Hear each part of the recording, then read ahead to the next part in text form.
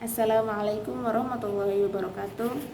Perkenalkan, nama saya Nurlela Leko, Program Studi Pendidikan Bahasa Arab, Institut Agama Islam Negeri Ternate.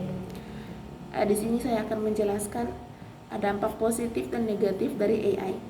Namun kita harus mengetahui dulu apa sih AI itu. Jadi Artificial Intelligence atau AI atau kecerdasan buatan merupakan perkembangan dari sistem komputer yang dapat mengeksekusi tugas-tugas yang memerlukan kecerdasan manusia. Contohnya, kemampuan sistem untuk belajar dari pengalaman, merencanakan, memecahkan masalah, dan melakukan tugas-tugas berbasis pengetahuan. Perkembangan AI terus meluas hingga ke sektor pendidikan. AI dapat digunakan untuk personalis pembelajaran, menyesuaikan kurikulum, memberikan umpan balik otomatis, dan mengidentifikasi kebutuhan individual siswa. Selain itu, AI juga digunakan dalam pengembangan platform, analisis data pendidikan, dan menciptakan solusi cerdas untuk mendukung pengembangan siswa. Nah, jadi berikut ini adalah dampak positif dari AI. Terdapat beberapa dampak positif dari AI, yaitu personalisasi pembelajaran, dan yang kedua pengembangan keterampilan kritis, dan yang ketiga asisten virtual dan tutor cerdas, dan yang keempat pemantauan kemajuan dan evaluasi otomatis, dan yang kelima aksesibilitas pendidikan global, dan yang keenam pengembangan kurikulum yang responsif, dan yang terakhir mendorong inovasi dalam metode pengajaran. Jadi perlu kita ketahui bahwasanya personalisasi pembelajaran. Nah, AI ini memungkinkan personalisasi pembelajaran yang lebih baik sesuai dengan kebutuhan setiap siswa. Sistem cerdas dapat menganalisis data tentang kemajuan siswa, menyesuaikan kurikulum, dan menyajikan konten pembelajaran yang sesuai dengan tingkat pemahaman masing-masing individu. Nah, kemudian pengembangan keterampilan kritis. Nah, teknologi AI dapat membantu dalam pengembangan keterampilan kritis seperti memecahkan masalah, kreativitas, dan kemampuan analisis. Kemudian asisten virtual dan tutor cerdas. Nah, kehadiran asisten virtual dan tutor cerdas berbasis AI memberikan bantuan tambahan kepada siswa. Mereka dapat memberikan penjelasan tambahan, membimbing siswa dalam proses pembelajaran, dan memberikan umpan balik secara instan. Kemudian pemantauan kemajuan dan evaluasi otomatis. AI memungkinkan pemantauan kemajuan siswa secara real time. Sistem evaluasi otomatis dapat mengidentifikasi kekuatan dan kelemahan siswa, memungkinkan guru untuk merancang strategi pembelajaran yang lebih efektif. Nah, kemudian yang kelima, aksesibilitas pendidikan global. Dengan adanya AI, aksesibilitas terhadap pendidikan meningkat secara global. Teknologi ini memungkinkan pembelajaran online yang fleksibel sehingga siswa dari berbagai belahan dunia dapat mengakses sumber daya pendidikan yang sama tanpa terbatas oleh pembatasan geografi. Kemudian yang keenam, pengembangan kurikulum yang responsif. Nah, jadi AI membantu dalam pengembangan kurikulum yang lebih responsif terhadap perubahan tren dan kebutuhan pasar. Dan yang ketujuh, mendorong inovasi dalam metode pengajaran. Nah, AI memberikan dorongan terhadap inovasi dalam metode pembelajaran. Jadi guru dapat menggunakan teknologi ini untuk menciptakan pengalaman pembelajaran yang menarik dan interaktif, menjadikan proses pembelajaran lebih menarik bagi siswa. Nah, jadi kita beralih ke dampak negatifnya. Jadi dampak negatif atau penyalahgunaan AI.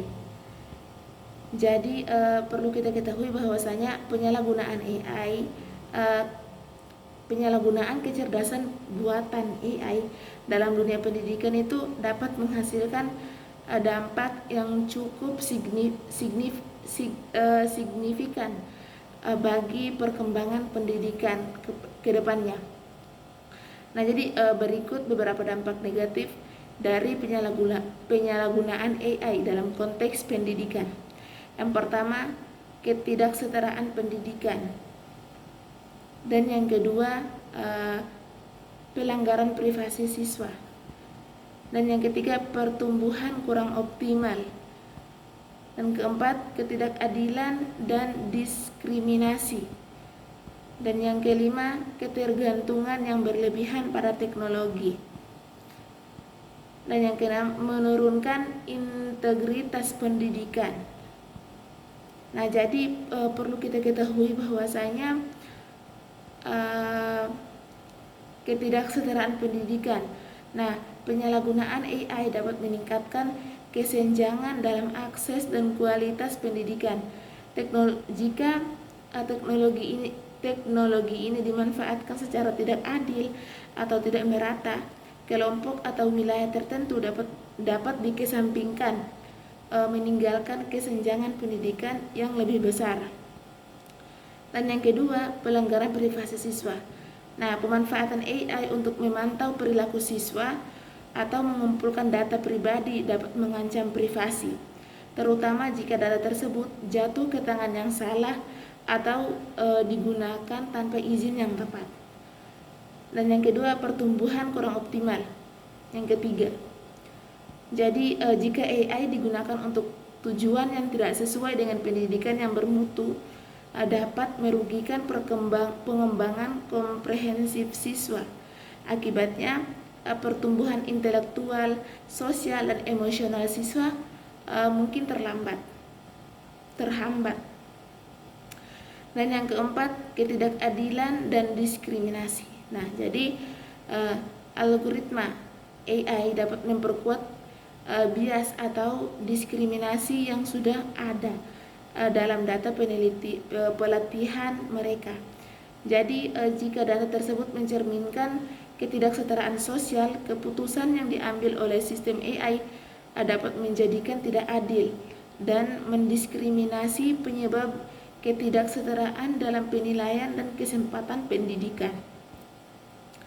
Dan yang kelima yaitu ketergantungan yang berlebihan pada teknologi.